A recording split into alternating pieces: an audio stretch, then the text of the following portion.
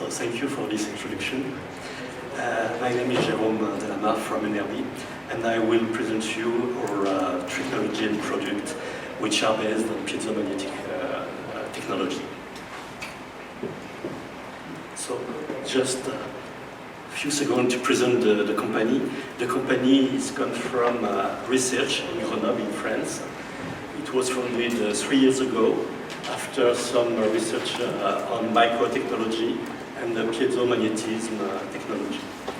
We have developed energy harvester for the IoT market, and we are today a company of 15 people and other experts with us. So why EnerBee? The idea is to provide plug and play devices. But when you say plug and play devices for IoT, in plug and play you have plug. And in plug, when you want to plug something, you need wire, you need some energy sources, and sometimes it's quite difficult to use, and it could be an issue. So instead of plug and play, our idea is to replace the wire or the battery by autonomous system in order to have simply on autonomous smart devices. The idea is to have something you can use just like that. You don't have to plug it. To give you an example, so you will forget the plug. To give you an example, this is the first prototype we made at EnerBee a few years ago. It was for a ball bearing maker who want to have a sensor, a position sensor and a speed sensor on the axis of the shaft of a ball bearing. So we did something that can be used just by put it like that and assembly on system. So this is a video that will show you. This is a system with a shaft. This is the energy harvester and the electronic combined with it, so the power management and the RF transmission, and you have a receiver on the table. And when you put the system in front of the shaft, we have a small magnet on the shaft, and when we turn the system, we are able to produce energy. I don't know if you saw it, but on the receiver, you can see when you turn the system, we produce energy, and we have enough energy. We have absolutely no storage in the system. We have enough energy to transmit the information of the position and the speed of the system with absolutely no storage in the system, so just the movement. You can say it's a kind of dynamo. For example, when you move a dynamo on your bike, when you have movement, you can produce electricity. But we have a big difference with the dynamo, is that this kind of system can work even at very low speed. You can turn the system, let's say you can use 1 minute to turn the system, you will provide the same amount of energy that if you turn it at a very high speed. So, how did we succeed to realize this kind of, How did we succeed to realize this kind of harvester? We mixed magnetic technology and piezoelectric technology. When you have magnetic technology, you can produce electricity, as I told just before, thanks to a dynamo, for example. And if you have, but the big problem with the dynamo, when you have a dynamo on your bike, you know the problem. When the bike slows down, the light goes off, and you cannot produce electricity at very low speed. And you can use piezoelectricity also, but with piezoelectricity, you just have very small movement. You need very high forces to move the piezoelectric material. So it's not suited to all the application you can have. So we decided to mix piezoelectricity and magnetic materials. So you can see on this slide, we have magnets that create a magnetic field. We have inside the magnet the core of our technology, which is a mix of piezoelectricity and magnetic material. And by mixing those material, we are able to produce electricity thanks to small movements. To give you more details, It's the way the system works.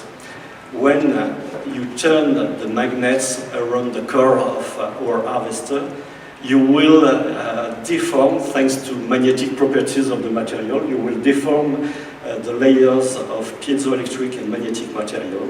And by turning the magnets, you will change the deformation.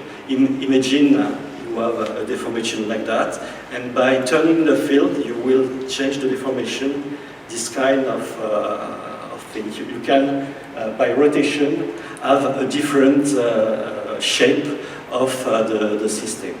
So it's the same use as a dynamo. You move magnets, but at the end you will have some charges at the electrode of a piezoelectric material. So if you look at the piezoelectric material, at the beginning the field is horizontal. You have no charges on the electrodes, and then you start to rotate the magnet, and with rotating the magnet you will rotate the magnetic field, so you will change the shape of the piezoelectric material. Some charges will appear on the electrode, and after 90-degree rotation you will have a lot of charges on the electrode, and then you can have a power management that can collect the charges and provide some energy to your system. So if you want to compare this kind of technology with a dynamo, for example, it's a real breakthrough in small dimension and in low speed rotation. As you can see, we have a ratio of more than 100 in terms of power in the centimeter scale dimension.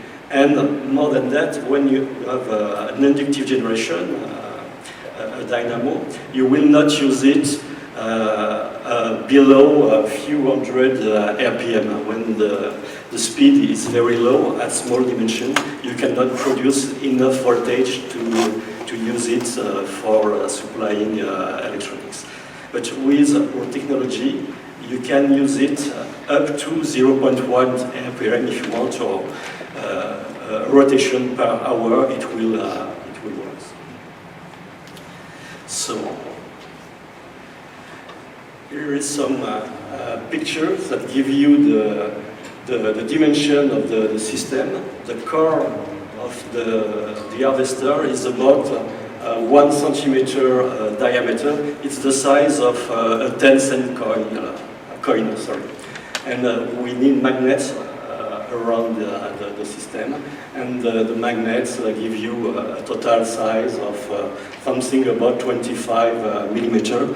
The big size is due to the space we want to have between the generator and the magnets, and this space is useful when you want to have something through walls.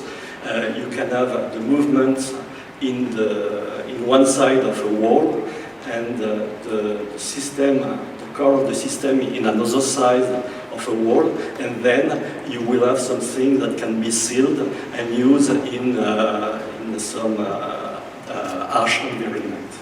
So the technology is not speed dependent. You will produce the same amount of energy for every 90 degrees of rotation. So of course, if you have a higher speed, you will have a higher power because you will have more movement in the same time.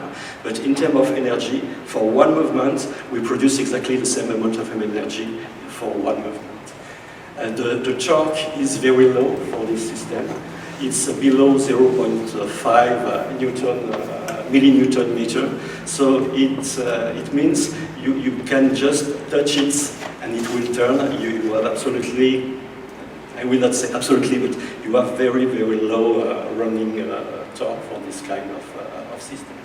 We have already demonstrated more than 10 billion of cycles, so it's the reliability of the core of this system is really good, and we have a natural position and speed sensor because we send a pulse of energy, but in the same time when you send a pulse of energy at a specific moment, a specific position, you can say you have a position sensor.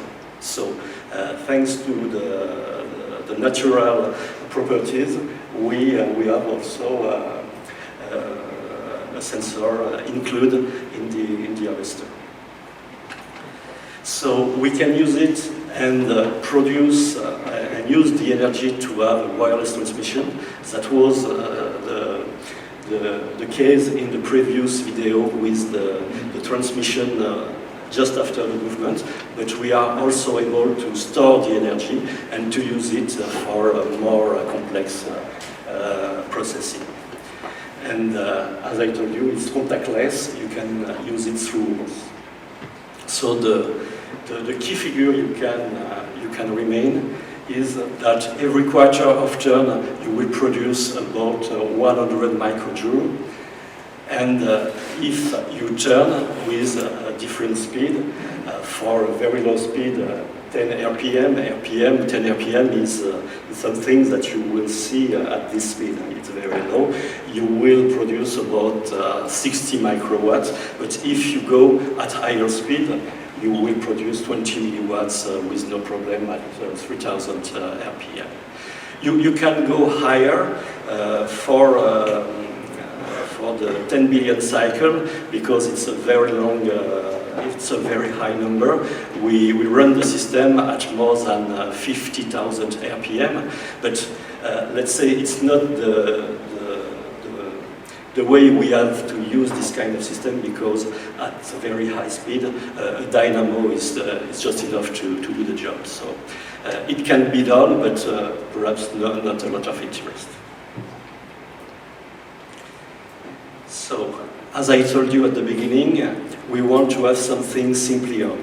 Simply on means easy to install, quick to install, to have no heavy infrastructure, to have a wireless transmission in order not to have a wire to supply the system, and of course, no maintenance, and have something that can be used for a very long time with a lifetime warranty. And in order to produce this kind of product that are simply on, we need our technology, but not only. We need specific competencies in order to have product that can be used simply on. So we harvest energy from movement. So at the beginning, we have a mechanical rotation. And then we need a lot of competencies to use this movement and to give you the information at the end of the day. So the first of the competencies is to be able to have something that will convert the movement to a movement that can be used by the harvester. When you have a flow meter, for example, a gas meter, you need something to transfer the energy from the movement of the gas to the energy harvester. So this is the first thing we have to develop in the company. Of course, we need the harvester. It's an important part, but it's not the only part of the system that will be able to be in a product. We need a specific power management and storage sometimes. We need to be able to deal with communication, to process the energy, and to process also the sensor we can supply. We can have different scenarios, so it's a specificity when you have energy harvesting. You cannot use the energy the same way that you can use it when you have a battery. So you need to have some knowledge in order to be able to do this kind of things. And I will show you an example of actuator. We are also able to supply actuator. And at the end of the day, you can send the information to a tablet or a smartphone, so you need some knowledge also for this kind of things. If we detail those things, mechanical coupling and user experience, You have to deal with parasitic torque, with adapted drive that can convert, for example, fluid to mechanical movement. When you have something that move, sometimes you have noise, so you have to be careful to have a noise that can be compatible with your application, or to have absolutely no noise. Sometimes you don't want to have noise. When you use it and you move something, sometimes you like to have smooth movements. So it's a lot of things you have to deal with in order to have something that can be used in a project. Of course, the power management with efficiency. Efficiency is very important. It's not only efficiency due to the conversion, but also efficiency due to the scenario of the harvesting of the system. With different power management, you can have different scenarios to extract the charges of piezoelectric, and you can really change the energy you will harvest from a piezoelectric. You can have storage. You have to be careful with leakage because you have very low amounts of energy. In those systems, we also have very high and very low voltage. So it's a lot of things you have to deal with. In terms of wireless transmission, we are able to deal with Bluetooth, Zigbee, and Ocean, and we have also made some transmission with long distance Sigfox protocol. I already told you of the other one in the previous slide. So I will give you an example of a assembly-on product we are developing today, which is a smart vent. So this is a video of the system. So the idea is to put a smart vent at the end of the duct of the ventilation you have in your room at home, in your office. And then, thanks to the flow of the air, to harvest the energy, to produce electricity, even at very low speed. Sometimes you can have rotation as low as the movement of my finger. And then to be able to supply sensors in order to measure air quality with different parameters and send it to a system. So, for example, you can have the airflow in the smart vent, you can have the CO2 of the room, the humidity, and you can also, if you can measure this, you can have some action on the system and have more air, fresh air to control the system. On this slide, you can see oops, sorry.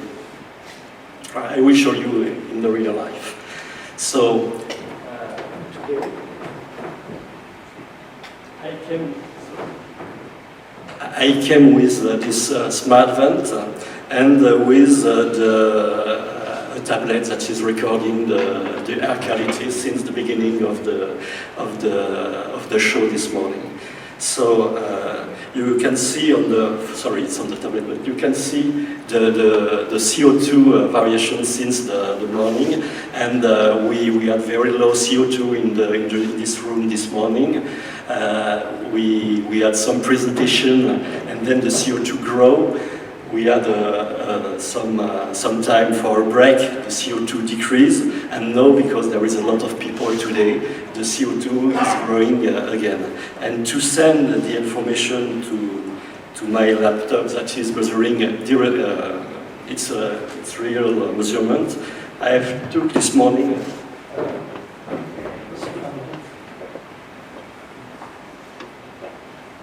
I was not able to connect it to the ventilation, so I came with my ventilation. This is the smart vent that is measuring the air quality at the moment with the generator in it. I think I have just 1 minute. As I told you, we can also drive actuators, and you can see in the system, a smart vent with an actuators, and you can see a smart valve that is actuated by the smart vent. When the airflow is too important, we can close the valve, and then to regulate the airflow in the smart vent. And you have absolutely no battery, no wire, you just have to plug it in the system. And if you change the speed of the airflow in the ventilation system, the system will automatically adapt the airflow. And you can do the same thing with the air quality sensors. So, as I told you simply on, it's easy to install. You just have to insert it in the smart vent at the end of the exhaust tube of the duct of the ventilation. It's quick to install, just the time to put it. You have no heavy infrastructure, absolutely no wire. The wireless data transmission can be short or long range. You have no maintenance. To give you an idea, if you use it 10 years, which is the lifetime of this kind of smart vent, you will produce the energy of 100 AA battery.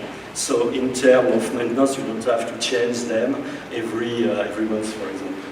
And the lifetime of this system is more than 10 billion cycles, and we have already demonstrated. So thank you.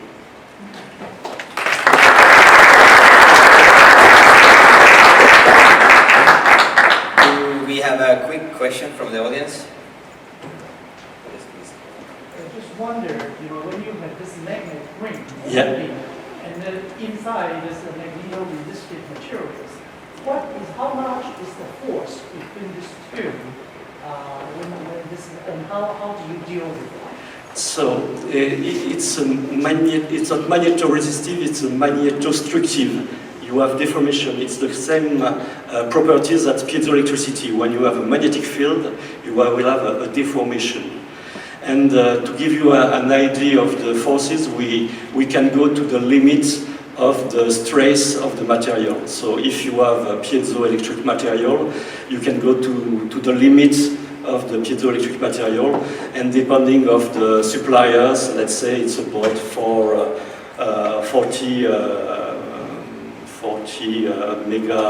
megapascal tensile stress. But if you want to have a high reliability, you have to be with lower stress than this kind of things. So what is the minimum, what is the torque required initially from the magnet? The minimum torque is about 0.2, 0.3 millinewton meter. It's the same order of magnitude of the bearing. We use bush bearing, and this level of torque is so low that it will be the same order of magnitude of a small brass bearing. All right, thank you. I appreciate it.